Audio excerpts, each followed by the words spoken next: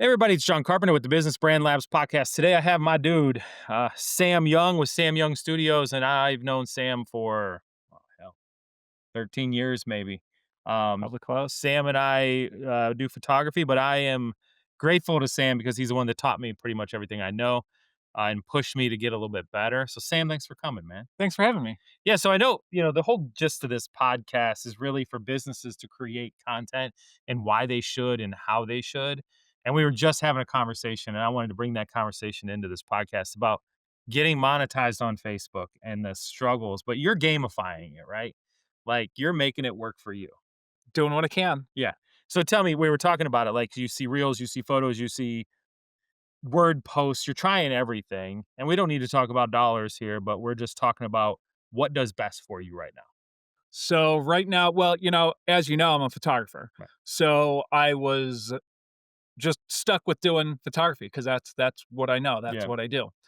So once you get monetized, well, it depends on what level, this and that, but they open up all avenues to get monetized. Okay. So I can post stories, uh, reels, text posts, like everything is eligible at this point. Hmm.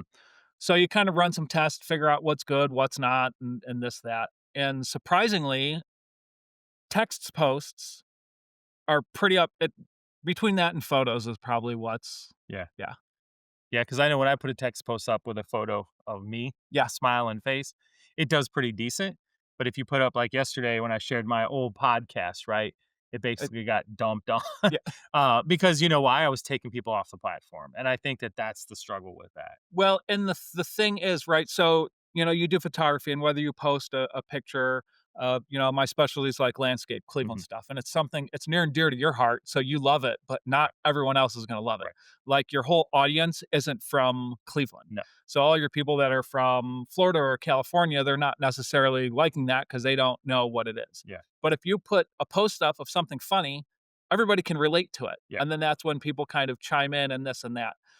So you kind of get stuck towards like, oh, I'm going to do this for monetization, or you do it for the love of it. And Yeah. you just got to kind of figure out what you want to do at the end of the day with it, or what. So I don't have as many followers you have. I would say maybe 800 or 900 on Facebook. But I would say when I make a post as the business page, it's still about 99% of the people who see it are my followers. Okay. What are you seeing?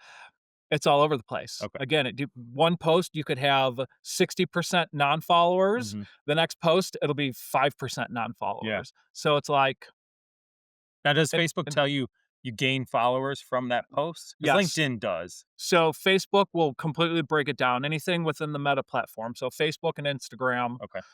especially once you're monetized, it will give you more avenues, what they click on, where they go, where they came from, how they found you, and if they click on a certain link or if they follow you and stuff like that. Gotcha. So Now, as a creative, is it in your head every day?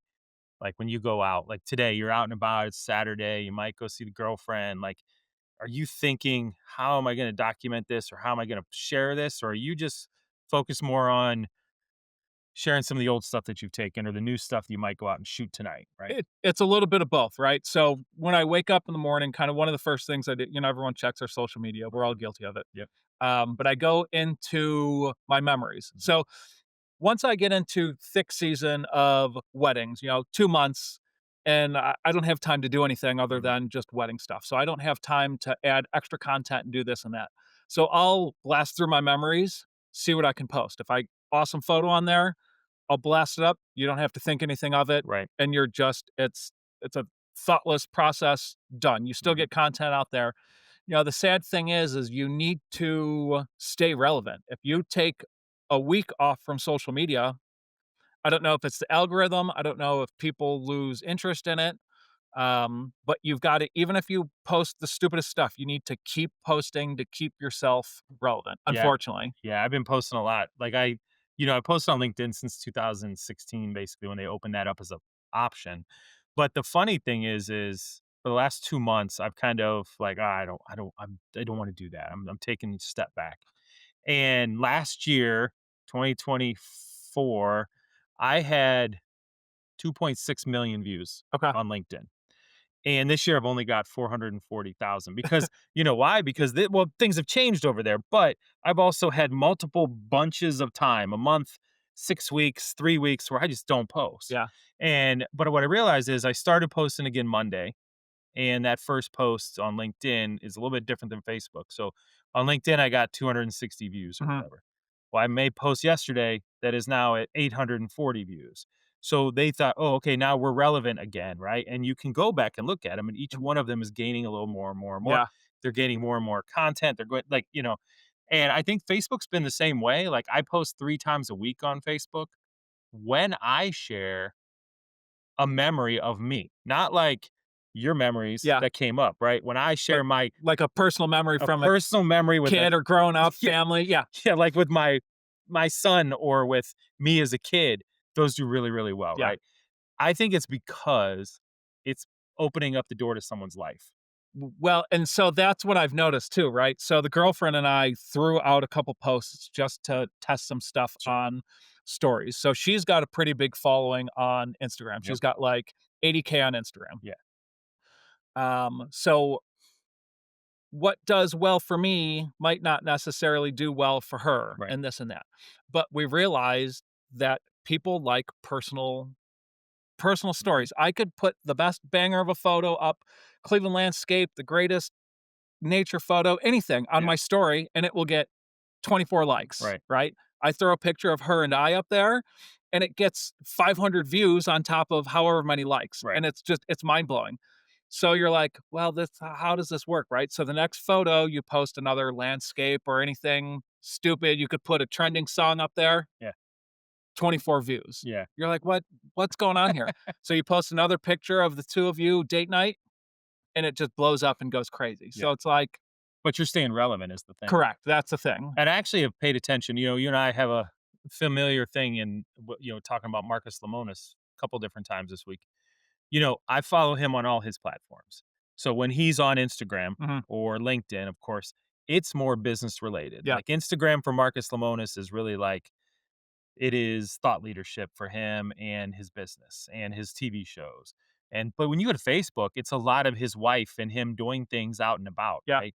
So he has delineated that like Facebook is only going to be my personal stuff and my business stuff goes over here. Well, But you look at it and he's got a lot of people. Oh, you and your wife are so cute together, yeah, stuff like that, right? but it works because again, people can relate and they like the personal side of it, but once they see that on Facebook, then that might take them over to his LinkedIn Yeah, or his other business stuff, and it's kinda like the hook line with that, yeah. right? So it's like, it doesn't have to be all of the same stuff across all of the platforms, but once you bring them in on one thing, then you kinda hook them in with something else, and Now, have you ever shared the same posts on LinkedIn and Facebook and how they did the same or different or didn't do well? yeah, so my Instagram, and I'm so bad with keeping up with I'm Yeah, just there's so many platforms. You got this, you got that, you got stories, you got reels, you yeah, got your Facebook, you got your Facebook business, you've got your Instagram, like it's just, it gets draining at times. yeah.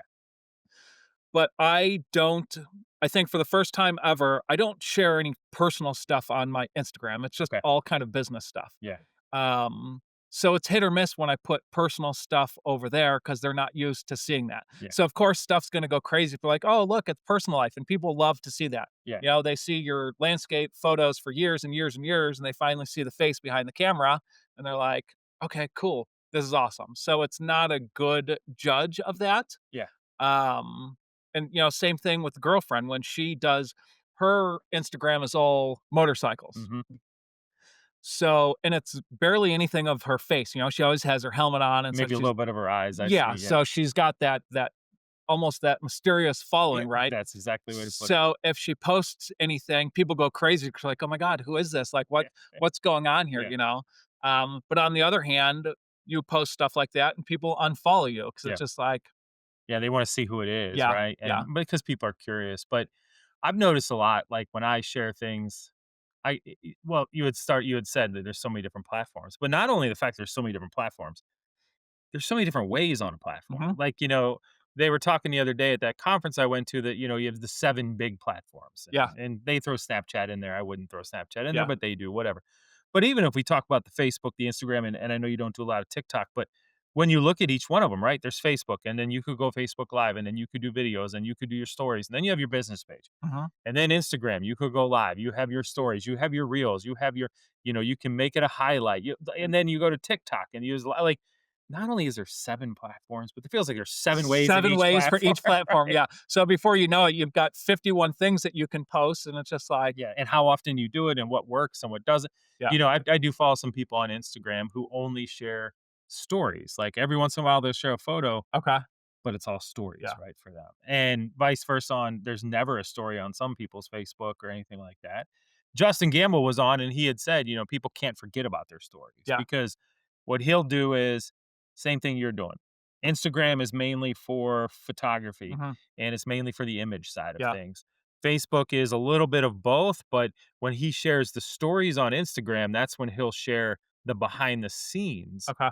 of the wedding, Yeah, right? and Or the which photo people love. shoot. Yeah, they can Right. relate. They don't necessarily wanna just see a finished photo Yeah. because a million people could have the same finished photo, it Right. looks the same, but they wanna see your process and behind the scenes Yeah, and and you've done a lot of commercial stuff too, commercial photography and commercial video, but you do a good job of sharing that behind the scenes yeah, I stuff. I try Yeah. because again, that's what people like to see, Mhm. and it's they wanna see the real person. They don't necessarily wanna see the polish. They wanna Yep. see the laughing and the fun and the people that you're working with Yeah. and all that stuff. So, just try to get a little bit of everything when you can, you know? Have you ever tried YouTube?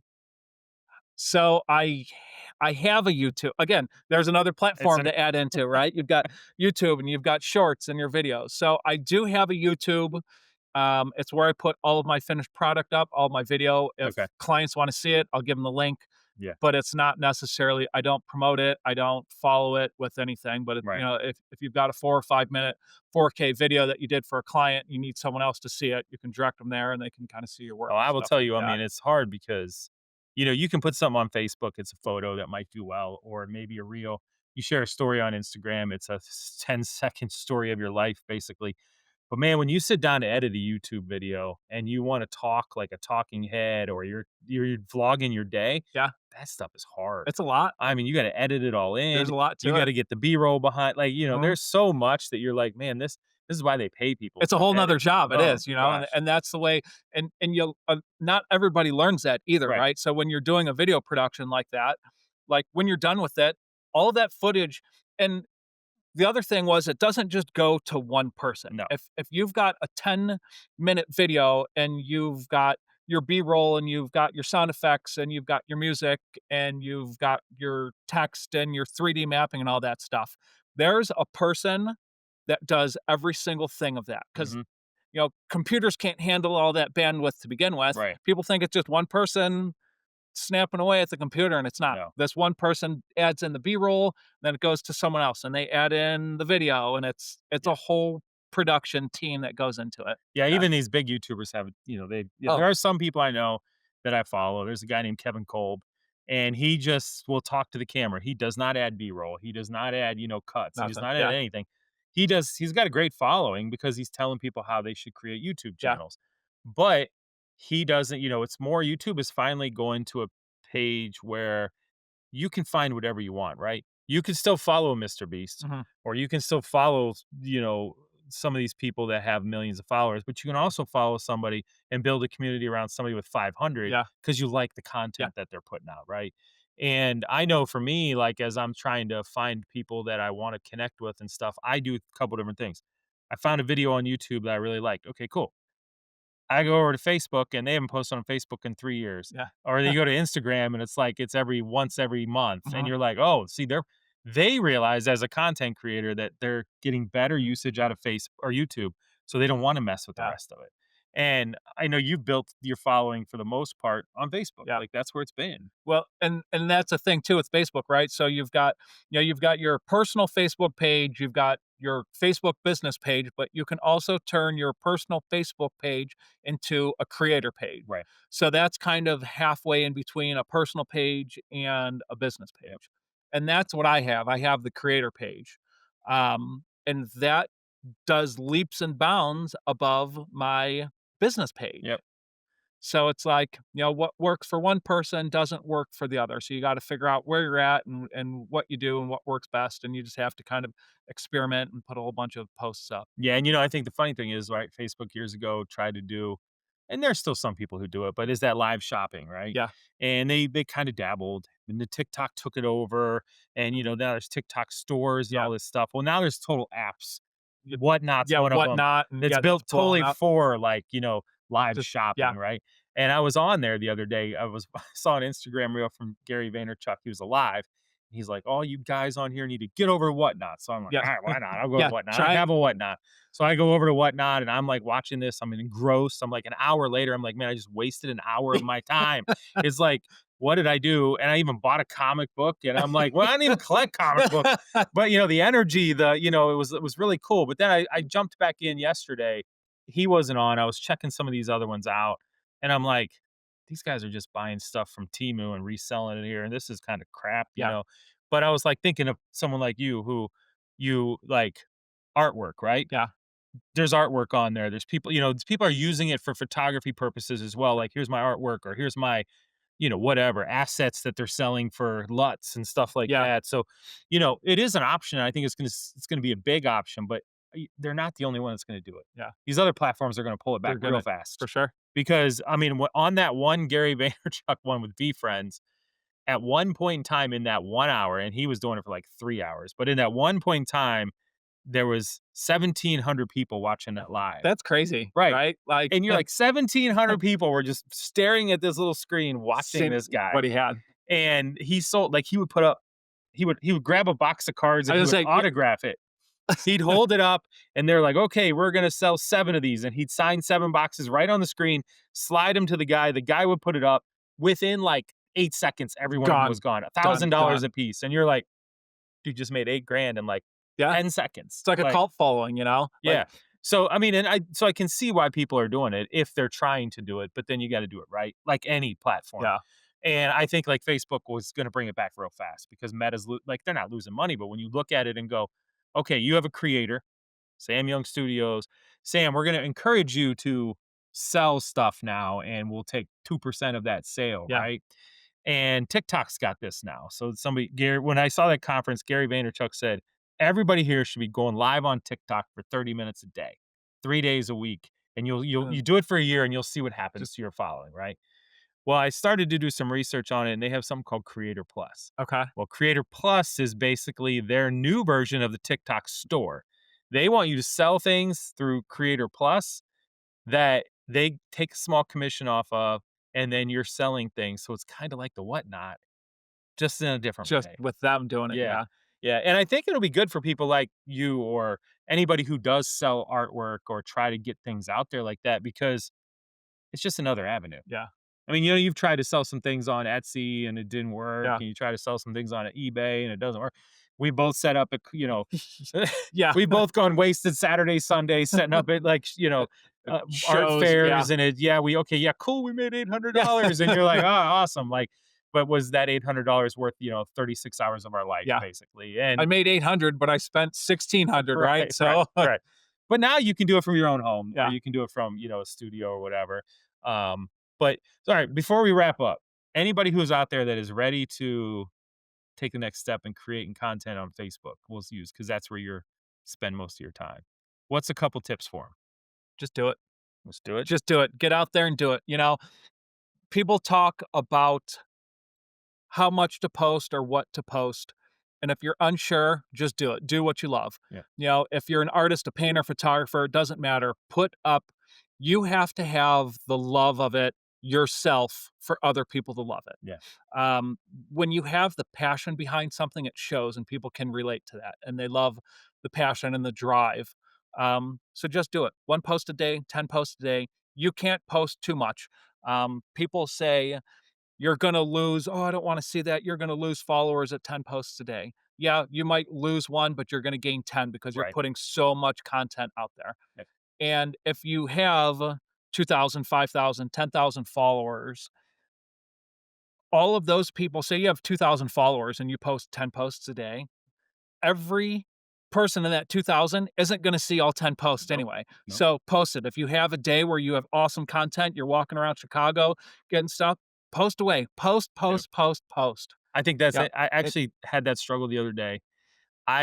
I used to when I would post the same post on LinkedIn, Facebook, Instagram, right? And I'm like, "Oh, now, like, the 8 people who follow me on all 3 platforms are like, oh, he's lazy. He only sees we see the same post." yeah, But I have 30,000 followers on LinkedIn, so what about them? And then I have 800 on Facebook that are different than the yeah, LinkedIn, and and then I have 900 on Instagram that are different than those, like, so it it's all a different right, demographic with right, that, right? Because 'Cause I'm not even I mean, I have a LinkedIn, I might have 2 followers, like, I don't right, know anything about that, yeah. right? So whatever you post on LinkedIn, I'm not seeing it because I'm not You're there, not there, right? right. So and everybody has you've got certain people on Facebook and certain people on there might be the few people that follow you on all platforms, but it's not you don't 100% of your followers are on 100% of your Right. platform. And I'm gonna So, close with this because this just happened to me and you noticed this too. So if you're creating content every day, when someone follows you okay. over the next couple of days, they see Facebook wants people to follow you. They will fill your feed with that person's last 8 to 10 Yeah. posts. I followed a guy 2 days ago. And since then, every other post is his post because Mhm. he's posting 2 or 3 times a day. And I'm like, "Man, why is this guy in my feed so much?" But then you look at it and you're like, "Oh, Facebook wants me to Yep, see it to because 'cause I'm push it. new to Push him," yeah, right? He's a digital creator too. for sure. He's new, he's out there, and they're pushing it. So, like, that's why you wanna create because if you do one every month, Yeah, they don't have anything to feed. it's never gonna go in there. No. Well, where can people find you at? Sam Young Studios, basically everywhere. Everywhere. Um, Website, Instagram, Facebook, um, Sam Young Studios. Yep, Easy enough, man. simple, Cool. Well, I appreciate it. awesome. Thanks. Thanks.